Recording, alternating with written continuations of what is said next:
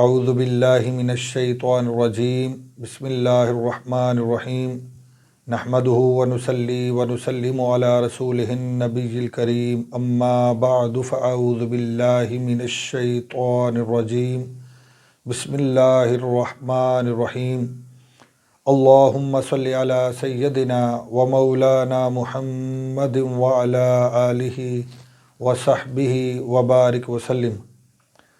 معزز ناظرین و سامعین، السلام علیکم ورحمۃ اللہ وبرکاتہ۔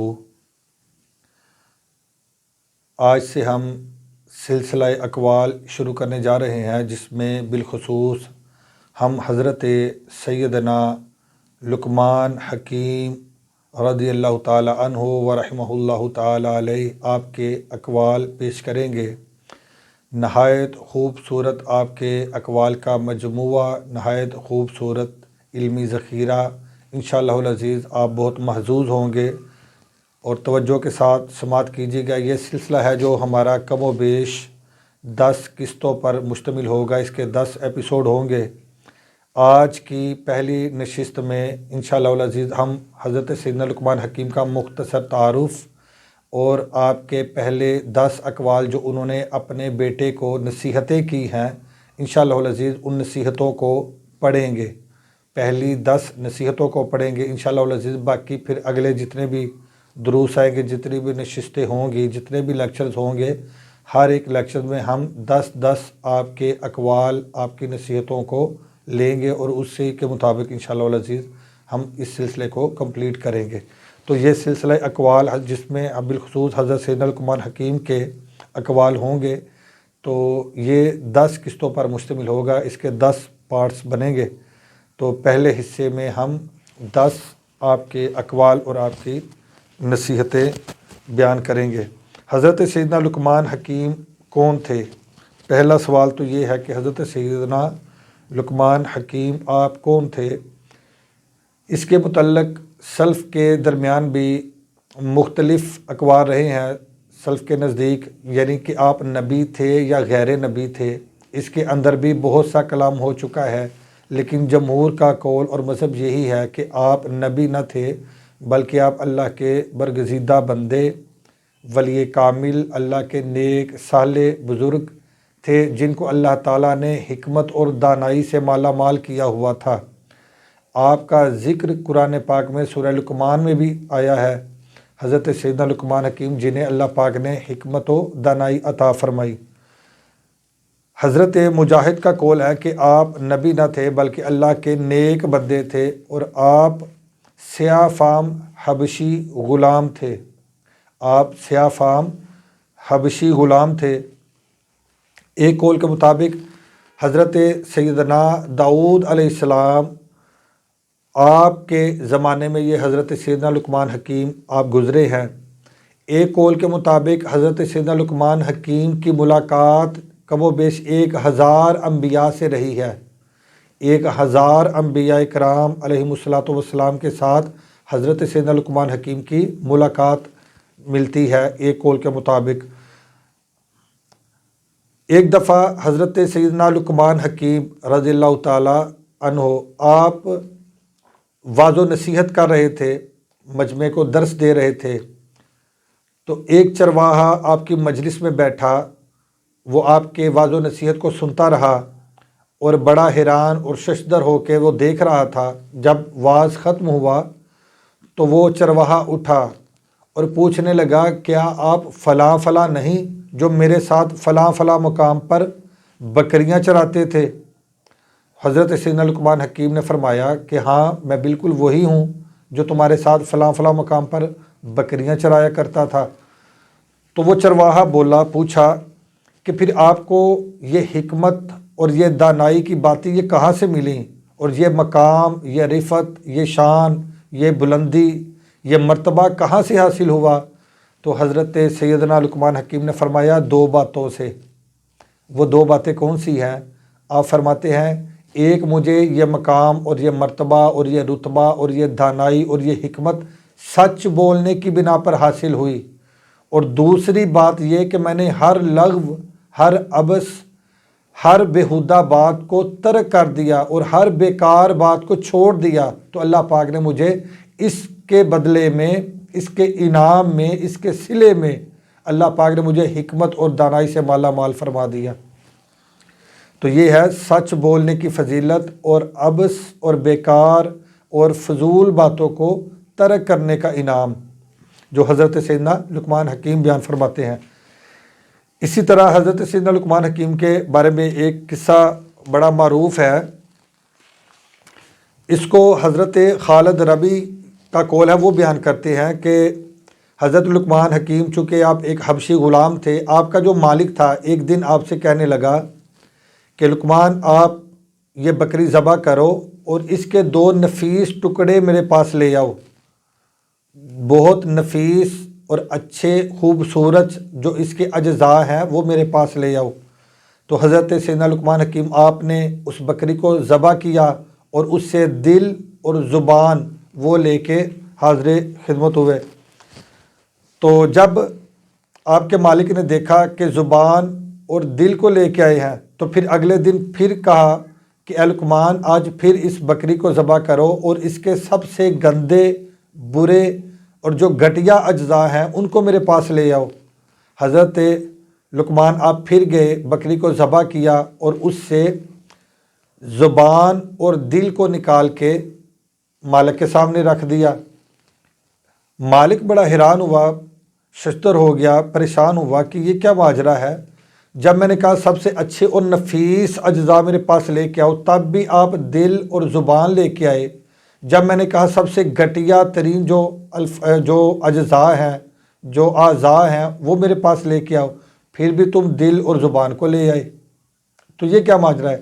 تو آپ فرماتے ہیں کہ اصل بات یہ ہے کہ اگر یہ 2 اجزاء یہ راہ راست پر رہیں، اصلاح پذیر رہیں، ان میں کسی قسم کا بگاڑ پیدا نہ ہو تو یہ سب سے اچھے، نفیس اور عمدہ اجزاء ہیں، اور اگر ان کے اندر بگاڑ آ جائے، ان کے اندر اگر بگاڑ آ جائے اور فطور آ جائے تو سب سے گندے ترین اجزاء جسم کے اندر پھر یہی ہیں، پھر یہی 2 اجزاء دل اور زبان ہے جو جسم کے سب سے گندے ترین اجزاء ہوں گے۔ تو یہ تھی آپ کی حکمت آموز آپ کے واقعات اور باتیں، اور یہ تھا آپ کا مختصر تعارف۔ تو آج بلا تاخیر ہم چلتے ہیں آج کی آپ کی پہلی نصیحت کی طرف۔ یہ 100 نصیحتیں آپ نے اپنے بیٹے کو کی، یہ بڑی معروف ہے، کتب میں جو ملتی ہیں۔ ویسے اس کے متعلق مختلف اقوال بھی ہیں کہ آپ کے اقوال کم و بیش 3 یا 4 ہزار کے لگ بھگ ہے، اور ایک قول کے مطابق غالباً اوسطاً 10,000 کے قریب آپ کے اقوال ملتے ہیں۔ اور اسی طرح آپ کی عمر مبارک کے متعلق بھی ایک قول ملتا ہے کہ آپ کی عمر مبارک 1000 برس آپ کی عمر مبارک ہوئی۔ متفرق اقوال ملتے ہیں، مختلف اقوال ملتے ہیں آپ کے متعلق۔ تو البتہ جو بھی ہو، لیکن جمہور کا مذہب یہی ہے کہ آپ نبی نہ تھے بلکہ ولی کامل تھے، اور ان کو حکمت و دانائی کا اللہ تعالیٰ نے ایک منبع عطا کیا تھا، حکمت و دانائی سے آپ کو مالا مال کیا تھا، بہت دانا، بہت عقل مند اور بہت ہی زیادہ فہم و فراست کے مالک تھے۔ تو چلتے ہیں آج کی پہلی نصیحت کی طرف جو آپ نے اپنے بیٹے کو کی۔ آپ کہتے ہیں یہ میں فرداً الگ الگ آپ کے لیے ایک ایک نصیحت اس کے اوپر شو کروں گا، تو آپ ساتھ ساتھ دیکھتے جائیں اور میں اس کا ساتھ ساتھ ترجمہ کرتا جاؤں گا۔ پہلی نصیحت کرتے ہیں، اول آن کے اے جانے پدر خدائے عز و جل را بشناس۔ اول آن کے اے جانے پدر خدائے عز و جل را بشناس۔ اس کے اندر میں کوشش کروں گا کہ گرامر کو زیادہ ٹچ نہ کروں، کیونکہ زیادہ تر جو آڈینس ہے یہ ان کی دلچسپی یہ گرامر کے ساتھ نہیں، وہ فقط اس کا ترجمہ سننا چاہتے ہیں، اس کا مفہوم یہ سننا چاہتے ہیں۔ اور جو طلباء ہیں، جو سٹوڈنٹس ہیں، جو ریگولر فارسی گرامر بھی پڑھ رہے ہیں، تو ان کے لیے تھوڑا بہت ہلکا پھلکا ہم ٹچ دیں گے فارسی گرامر کو بھی، تو لیکن زیادہ اس کی ڈیٹیل میں نہیں جائیں گے۔ تو پہلی نصیحت آپ نے فرمائی، اول آن کے اے جانے پدر خدائے عز و جل را بشناس۔ سب سے پہلے آپ نے فرمایا کہ اے جانے پدر، اے پدر کہتے ہیں باپ کو، جانے پدر اے باپ کی جان، یعنی اے میرے بیٹے، خدائے عز و جل را بشناس، اللہ پاک کو پہچان۔ اے میرے بیٹے، سب سے پہلے میری نصیحت یہ ہے کہ تو اللہ پاک کو پہچان، اور ایسا پہچان جیسا کہ اس کو پہچاننے کا حق ہے، اور ایسا پہچان جیسا کہ اس کو پہچاننے کا حق ہے۔ بشناس یہ شناختن مصدر ہوتا ہے پہچاننا، اور اس سے شناست مضارع آتا ہے، اور اس سے فعل امر کا صیغہ ہے بشناس، تو پہچان۔ اول آنکھ اے جانے پیدر، خدائے عز و جل را بشناس، سب سے پہلے میری نصیحت یہ ہے کہ اے بیٹے تو اللہ عز و جل کو پہچان، اللہ بزرگ و برتر کو پہچان، اور ایسا پہچان جیسا کہ اس کو پہچاننے کا حق ہے۔ ہر چے از پند و نصیحت گوئی نخست برآں کار کن۔ سیکنڈ نصیحت آپ یہ فرماتے ہیں، ہر چے از پند و نصیحت گوئی نخست برآں کار کن۔ اے بیٹے جو کچھ بھی تو واعظ و نصیحت کرتا ہے کسی دوسرے کو، اے بیٹے جو بھی تو کوئی واعظ و نصیحت کرتا ہے، نخست برآں کار کن، سب سے پہلے اس پر خود عمل کر۔ آپ نے فرمایا کہ جو بھی تو کسی کو نصیحت کرتا ہے، سب سے پہلے تو خود اس پر عمل کر، پھر دوسرے کو نصیحت کر۔ یہ آپ نے اپنے بیٹے کو دوسری نصیحت کی کہ جو بھی تو کسی دوسرے کو نصیحت کرے، سب سے پہلے اس پر تیرا خود عمل ہونا چاہیے، سب سے پہلے تیرا خود اس پر عمل ہونا چاہیے، پھر تو وہ بات دوسروں کو کہہ، اس کی نصیحت دوسروں کو کر۔ چلتے ہیں آگے تیسری نصیحت کی طرف۔ فرماتے ہیں سخن با اندازہ خیش گوئی، اپنے علم اور اپنے تجربے کے مطابق لوگوں کے ساتھ بات کر۔ سخن با اندازہ خیش گوئی، اپنے اندازے، اپنے علم اور اپنے تجربے کے مطابق لوگوں کے ساتھ بات کر، گفتگو اپنے اندازے کے مطابق کر۔ چلتے ہیں آگے چوتھی نصیحت کی طرف۔ قدر مردم بیداں، قدر مردم بیداں، لوگوں کی قدر کو پہچان، لوگوں کی قدر کو پہچان۔ لوگوں کی قدر کیا ہے اس کو دیکھ کہ یہ تمام کنبہ، یہ اللہ پاک کا کنبہ ہے، یہ تمام مخلوق اللہ کی مخلوق ہے، تو اس اینگل سے بھی دیکھ، اس زاویہ سے بھی دیکھ، اور اللہ کی مخلوق ہونے کے اعتبار سے ان کی قدر کو پہچان، اور اسی طرح ان کے مختلف مراتب ہوتے ہیں، ان مراتب کو بھی پہچان۔ اس کا کیا مرتبہ ہے، اس کا کیا مرتبہ ہے، تاکہ جب تو ان کے ساتھ معاملات کرے تو ان کے مرتبے کے مطابق معاملات کر سکے۔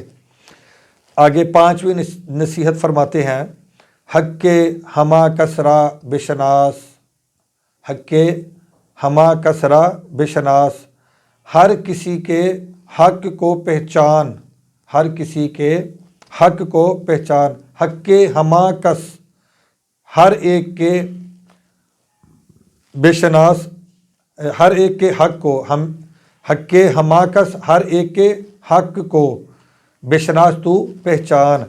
تو شناس یہ پیچھے ہو گیا کہ یہ فعل امر کا صیغہ ہے شناختن مصدر سے۔ پچھلے آپ نے بیداں جو پڑھا تھا وہ دانستن مصدر سے فعل امر کا صیغہ تھا داں، تو جان۔ تو حق کے ہما کسرا بشناس، ہر ایک کے حق کو پہچان۔ اگر تو والد ہے تو تیری جو اولاد ہے، اولاد کا تیرے اوپر کیا حق ہے یہ پہچان، حقوق کو پہچان دوسروں کے۔ اگر تو شوہر ہے تو تیری بیوی کا تیرے اوپر کیا حق ہے، اگر تو بیٹا ہے تو تیرے والدین کا تیرے اوپر کیا حق ہے، اگر تو بھائی ہے تو تیرے دیگر بہن بھائیوں کا تیرے اوپر کیا حق ہے، اگر تو دوست کی حیثیت سے ہے تو پھر تیرے دیگر دوستوں کا تیرے اوپر کیا حق ہے، اگر تو کسی کا ہمسایہ ہے تو پھر تیرے ہمسایوں کا تیرے اوپر کیا حق ہے۔ یعنی یہ ہے کہ حق کے ہما کسرا بشناس، ہر ایک کے حق کو پہچان، اور تاکہ تو اس کے مطابق ان سے معاملات کر سکے۔ چھٹی نصیحت فرمائی راز خود را نگہدار، راز خود را نگہدار، اے بیٹے اپنے راز کی حفاظت کر، اے بیٹے اپنے راز کی حفاظت کر، ہر کسی سے اپنا راز نہ کہہ، ہر کسی کو راز بتاتا نہ پھر، اور یہ نہ گمان کر کہ اگر تو کسی کو راز بتائے گا تو وہ تیرے راز کا امین ہوگا اور وہ تیرا راز ہی رکھے گا، تو اس لیے تو اپنے راز کو ظاہر نہ کر، راز کو ہمیشہ پوشیدہ رکھ، محفوظ رکھ۔ نگہدار کا معنی محفوظ رکھ۔ راز خود اپنا راز، راز خود را نگہدار، اپنے راز کو محفوظ رکھ، اس کی حفاظت کر، اس کو کسی کے سامنے عیاں نہ کر۔ چلتے ہیں 7ویں نصیحت کی طرف۔ فرماتے ہیں یار را وقت سختی بے آزمائے، یار را وقت سختی بے آزمائے، دوست کو سختی کے وقت آزما، دوست کو سختی کے وقت آزما، یعنی جب تیرے اوپر مشکل وقت چل رہا ہو، سختی کا وقت ہو، تو اس وقت دوست کو آزما۔ مراد یہ کہ اس وقت تیرے دوست کا پتہ چلے گا، خود بخود پتہ چلے گا، یہ نہیں کہ عمدن آپ اپنے دوست کو آزمائیں، یہ خود بخود تیرا دوست تیرے سامنے ظاہر ہوگا اور پتہ چلے گا کہ کون تیرا دوست ہے، تیرے سختی کے وقت کون کام آیا، تیری سختی کے وقت کون فکر مند ہوا، اور تیری اس سختی کو ختم کرنے کے لیے کون کوشاں ہوا۔ تو یہ خود بخود تیرا دوست پتہ چل جائے گا، اور خود بخود تیرا دوست ظاہر ہو جائے گا، اور پتہ چل جائے گا کہ کون دوستی کے لائق ہے اور کون دوستی کے لائق نہیں، کون دوستی کے لائق ہے اور کون دوستی کے لائق نہیں۔ چلتے ہیں آگے 8ویں نصیحت کی طرف۔ آپ فرماتے ہیں دوست را بسود و زیاں امتحان کن، دوست را بسود و زیاں امتحان کن، نفع اور نقصان میں اپنے دوست کا امتحان کر، نفع اور نقصان کے وقت اپنے دوست کا امتحان کر، یعنی جب تو اپنے دوست کے ساتھ کچھ معاملات کرے، دوست کو نفع پہنچے تو پھر تیرے ساتھ معاملات اس کے کیسے ہیں، اور اگر نقصان پہنچے تو پھر معاملات کیسے ہیں، یعنی نفع اور نقصان کے وقت بھی تیرے دوست عیاں ہو جائیں گے، اس وقت ان کا امتحان کر، اس وقت بھی معلوم ہوگا کہ کون تیری دوستی کے لائق ہے اور کون دوستی کے لائق نہیں، کس کو تو دوست رکھ اور کون دوست رکھنے کے قابل نہیں، تو اس وقت بھی یہ امتحان ہو جاتا ہے، نفع اور نقصان کے وقت بھی۔ تو یہ فرمایا کہ دوست را بسود و زیاں امتحان کن، کہ دوست کا نفع اور نقصان میں امتحان کر، یعنی نفع اور نقصان کے وقت آزما، اور نفع اور نقصان کے وقت دیکھ کہ کون دوستی کے لائق ہے اور کون دوستی کے لائق نہیں۔ 9ویں نصیحت آپ نے فرمائی، 9ویں نصیحت آپ نے فرمائی از مردم ابلاؤ نادا بگریز، از مردم ابلاؤ نادا بگریز، بے وقوف اور ناسمجھ آدمی سے دور بھاگ، بے وقوف اور ناسمجھ لوگوں سے دور بھاگ، یا ناسمجھ اور بے وقوف آدمی سے دور بھاگ، یا ان سے پرہیز کر، یا ان سے دور رہ، یا ان کی ہم نشینی اختیار نہ کر۔ از مردم ابلا، بے وقوف مرد، بے وقوف لوگ، اور ناداں کا معنی ناسمجھ، بگریز یہ گریختن مصدر ہے جس کا معنی ہوتا ہے بھاگنا، اور اس سے گریزت مضارع آتا ہے، اور اس سے یہ فعل امر کا صیغہ ہے بگریز، بگریز تو بھاگ، یعنی ان سے دور جا، یا ان سے دور رہ، یا ان سے پرہیز اختیار کر۔ چلتے ہیں آج کی آخری 10ویں نصیحت کی طرف، جو حضرت سیدنا لقمان حکیم نے اپنے بیٹے کو 10ویں نصیحت کی۔ آگے 10ویں نصیحت ہے دوست زیرک و دانا گزیں، یعنی عقل مند اور ہوشیار اور سمجھدار دوست کو اختیار کر۔ آپ فرماتے ہیں عقل مند، ہوشیار اور سمجھدار دوست کو اختیار کر، جو دانا ہو، جو فہم و فراست کا مالک ہو، جو دور اندیش ہو اور جو عقل مند ہو، تو اس کو اپنی دوستی کے لائق سمجھ اور اسے اپنا دوست بنا اور اس سے دوستی اختیار کر۔ تو یہ حضرت سیدنا لقمان حکیم نے اپنے بیٹے کو 10ویں نصیحت فرمائی۔ تو آج کے لیے اتنا ہی کافی ہے انشاءاللہ العزیز۔ اس کے 10 پارٹس ہوں گے، یہ پہلا پارٹ تھا، انشاءاللہ العزیز اگلے سیکنڈ پارٹ میں ہم اس کے بعد اگلی 10 نصیحتیں پڑھیں گے انشاءاللہ العزیز۔ ہر لیکچر میں ہم 10 نصیحتیں حضرت سیدنا لقمان حکیم کی پڑھ لیں گے انشاءاللہ العزیز۔ نہایت خوبصورت سلسلہ ہے، آگے بہت خوبصورت آپ کی نصیحتیں آ رہی ہیں انشاءاللہ العزیز۔ آپ بھی ان پر عمل کریں گے تو آپ کو بھی بہت زیادہ اس سے فائدہ حاصل ہوگا۔